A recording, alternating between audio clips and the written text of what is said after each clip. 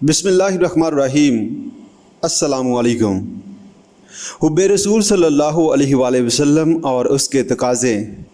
سامعین، پہلے حصے میں ہم نے بات کی تھی حب رسول صلی اللہ علیہ وآلہ وسلم کا تقاضا، اتباع رسول صلی اللہ علیہ وآلہ وسلم۔ اتباع رسول صلی اللہ علیہ وآلہ وسلم کا ایک اہم پہلو۔ سامعین، آج کا موضوع گفتگو ہے ہدف کی تعین کی اہمیت۔ سامعین، اس مسئلہ کی اہمیت میں واضح کر دوں آپ کے سامنے کہ رسول اللہ صلی اللہ علیہ وآلہ وسلم کی سیرت مطہرہ میں بعض پہلو بظاہر متضاد نظر آتے ہیں، اور یہ تضادات اسی صورت میں حل ہو سکتے ہیں جب حضور صلی اللہ علیہ وآلہ وسلم کی زندگی کا ہدف اور مشن ہمارے سامنے ہو۔ دشمنان اسلام خاص طور پر مستشرقین نے ان پر اعتراضات بھی کیے ہیں اور حملے بھی۔ ان میں سے چند کا بطور مثال ذکر کرتا ہوں۔ مثلاً یہ کہ مکہ میں نبی اکرم صلی اللہ علیہ وآلہ وسلم اور آپ کے صحابہ کرام رضی اللہ تعالی عنہم سخت ترین مصیبتیں جھیل رہے ہیں۔ حضور صلی اللہ علیہ وآلہ وسلم کے ساتھیوں کو دہکتے انگاروں پر لٹایا جا رہا ہے۔ مکہ کی سنگلاخ اور تپتی ہوئی زمین پر گردن میں رسی ڈال کر جانوروں کی لاش کی طرح گھسیٹا جا رہا ہے۔ ایک مومنہ کو نہایت بے ایمانہ ہی نہیں بلکہ انتہائی کمینگی سے شہید کیا جا رہا ہے۔ ایک مومن کے ہاتھ پاؤں 4 اونٹوں سے باندھ کر ان اونٹوں کو 4 سمت میں ہانک دیا جاتا ہے کہ جسم کے چیتڑے اٹھ جاتے ہیں، لیکن جوابی کارروائی کی اجازت نہیں ہے۔ مکہ میں 12 برس حضور صلی اللہ علیہ وآلہ وسلم کے کسی جانثار نے مشرکین مکہ کے خلاف کوئی انتقامی کارروائی نہیں کی، کوئی بدلہ نہیں لیا، اس لیے کہ حضور صلی اللہ علیہ وآلہ وسلم کا فرمان تھا کہ اپنے ہاتھ باندھے رکھو، کوئی جوابی کارروائی نہیں کی جائے گی۔ حالانکہ مکہ میں جو حضرات گرامی دولت ایمان سے مالا مال ہوئے تھے، ان میں سے ہر ایک شجاعت و بہادری میں اگر 1,000 کے برابر نہیں تو 100 کے برابر ضرور تھا، اور ان کی تعداد 100 کے لگ بھگ تھی۔ لیکن نبی اکرم صلی اللہ علیہ وآلہ وسلم کے حکم کفو ایدیکم کی تعمیل میں کسی نے اپنی مدافعت میں بھی ہاتھ نہیں اٹھایا۔ ایک طرف یہ انتہا ہے، دوسری طرف مدنی دور میں حضور صلی اللہ علیہ وآلہ وسلم کے ہاتھ میں تلوار ہے، علم ہے۔ آپ کے جانثار اصحاب رضوان اللہ علیہم اجمعین کے ہاتھوں میں تلواریں ہیں، نیزے ہیں، تیر کمان ہیں۔ جوابی کارروائی ہو رہی ہے، بلکہ سامعین صرف جوابی کارروائی ہی نہیں بلکہ ہجرت کے بعد حضور صلی اللہ علیہ وآلہ وسلم نے اقدام میں پہل کی ہے۔ لیکن پچھلی چند صدیوں میں جب نہ صرف ہندوستان عالم اسلام کے کثیر رقبہ پر مغربی سامراج کا سیاسی و عسکری استعلا تھا، اور اکثر مسلم ممالک کسی نہ کسی مغربی طاقت کے غلام تھے، حکمران اقوام کی طرف سے اسلام پر بڑے شدید اعتراضات کیے گئے تھے کہ اسلام بڑا خونخوار مذہب ہے، مسلمان بڑی خونی قوم ہے، اور اسلام تو تلوار کے زور پر پھیلا ہے، بوئے خون آتی ہے اس قوم کے افسانوں سے۔ اغیار نے ہم پر یہ تہمت اس شدت سے لگائی کہ علامہ شبلی مرحوم جیسے عالم دین سیرت نگار مورخ نے بھی معذرت خواہانہ انداز اختیار کیا اور سیرت کی پہلی جلد میں لکھ دیا کہ نبی اکرم صلی اللہ علیہ وآلہ وسلم اور آپ کے صحابہ اکرام رضی اللہ تعالیٰ عنہم نے اقدام میں نہ پہل کی اور نہ تلوار اٹھائی، بلکہ تلوار اگر اٹھائی تو مجبوراً اور اپنی مدافعت میں اٹھائی۔ علامہ شبلی مرحوم تو پھر بھی اس معاملے میں قابل عفو قرار دیے جا سکتے ہیں کہ ان کا دور تھا جب انگریز کی حکومت تھی، اس کا غلبہ تھا۔ سامعین، پاکستان کی آزاد فضا میں یہ کہا گیا کہ اسلام میں کوئی جارحانہ جنگ نہیں ہے بلکہ صرف مدافعانہ جنگ ہے۔ حضور صلی اللہ علیہ وآلہ وسلم اور خلافت راشدہ کے دور میں جتنی جنگیں ہوئی ہیں وہ صرف دفاعی جنگیں تھیں۔ تو سامعین، تصادم کا آغاز اصولاً داعیہ انقلاب کرتا ہے، اقدام اس کی جانب سے ہوتا ہے۔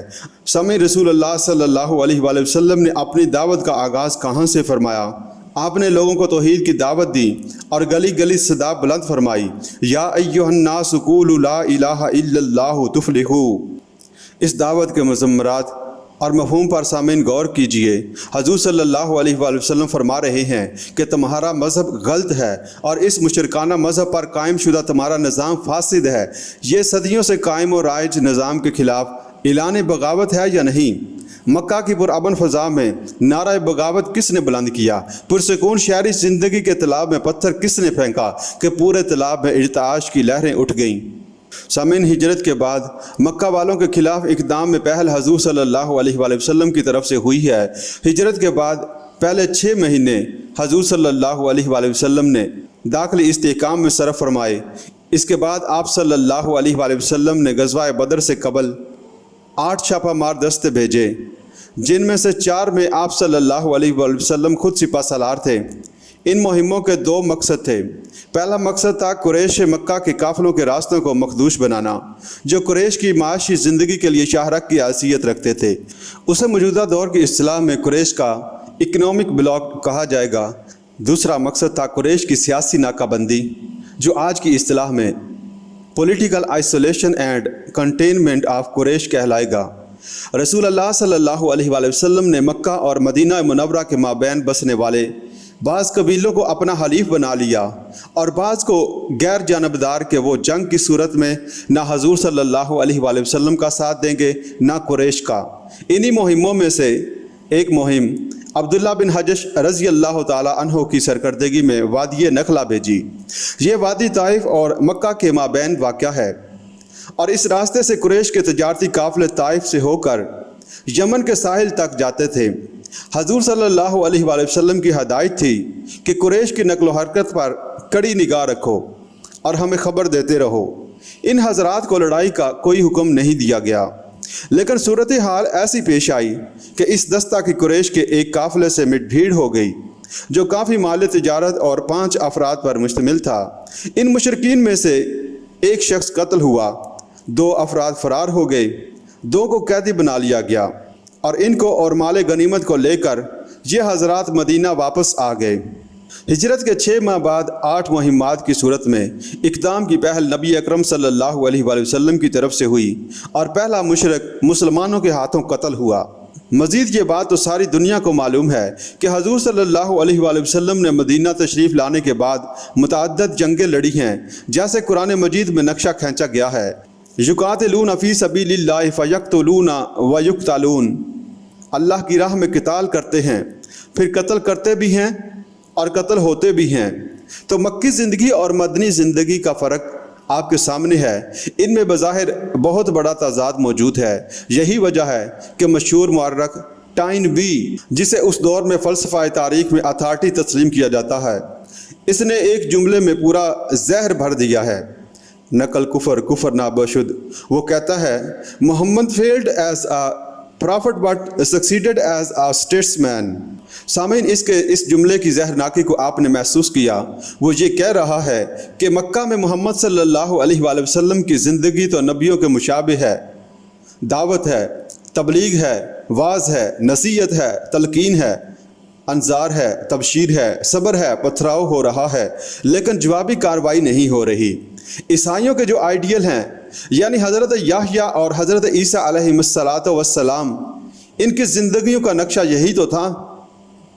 حضرت مسیح علیہ السلام نے تلوار تو کبھی نہیں اٹھائی، آپ علیہ السلام کبھی کسی حکومت کے سربراہ تو نہیں بنے، حضرت یحییٰ علیہ السلام کے ہاتھ میں بھی کبھی تلوار نہیں آئی۔ تو ٹائن بی کے نزدیک مکہ میں حضور صلی اللہ علیہ وآلہ وسلم کی جو سیرت نظر آتی ہے، وہ نبوت کے نقشہ پر کچھ نہ کچھ پوری اترتی ہے۔ وہ اگرچہ حضور صلی اللہ علیہ وآلہ وسلم کی نبوت کی تصدیق نہیں کرتا، لیکن یہ مانتا ہے کہ سیرت کا مکہ میں جو نقشہ ہے وہ نبیوں کی سیرت و زندگی سے مشابہ ہے۔ لیکن اس کے کہنے کے مطابق وہاں حضور صلی اللہ علیہ وآلہ وسلم ناکام ہو گئے، نعوذ باللہ من ذالک۔ وہاں سے تو جان بچا کر نکلنا پڑا، البتہ اسے مدینہ میں محمد رسول اللہ صلی اللہ علیہ وآلہ وسلم بالکل ایک نئی شکل میں نظر آتے ہیں۔ سپہ سالار ہیں، شاہ سوار ہیں، صدر مملکت ہیں، مدینہ کی شہری ریاست کے سربراہ ہیں، آپ ہی چیف جسٹس ہیں، مقدمات آ رہے ہیں اور آپ ہی فیصلے صادر فرما رہے ہیں، معاہدے کر رہے ہیں۔ مدینہ آتے ہی یہود کے 3 قبیلوں کو معاہدہ میں جکڑ لیا ہے، عرب کے دوسرے قبائل سے معاہدے ہو رہے ہیں۔ تو ٹائن بی کہتا ہے یہ صورت تو ایک سیاستدان کی نظر آتی ہے، اس میں پیغمبرانہ شان اسے نظر نہیں آتی۔ اس کا کہنا ہے کہ سیاستدان کی حیثیت سے محمد صلی اللہ علیہ وآلہ وسلم کامیاب ہو گئے، ان کی کامیابی بحیثیت پیغمبر نہیں تھی۔ اسی ایک جملہ کی شرح ہے جو ایک برطانوی مورخ مسٹر منٹگمری واٹ نے ایک دوسرے انداز سے کی ہے۔ سامعین، جیسا کہ مرکزی حکومت کے زیر اہتمام اسلام آباد میں ہر سال جو سیرت کانفرنس ہوتی ہے، تو چند سال قبل مسٹر واٹ کو حکومت کی طرف سے مدعو کیا گیا تھا کہ وہ آ کر ہمیں سیرت مطہرہ سمجھائے۔ اس شخص نے سیرت پر 2 کتابیں علیحدہ علیحدہ لکھی ہیں۔ ایک کا نام ہے محمد ایٹ مکہ اور دوسری کا نام ہے محمد ایٹ مدینہ صلی اللہ علیہ وآلہ وسلم۔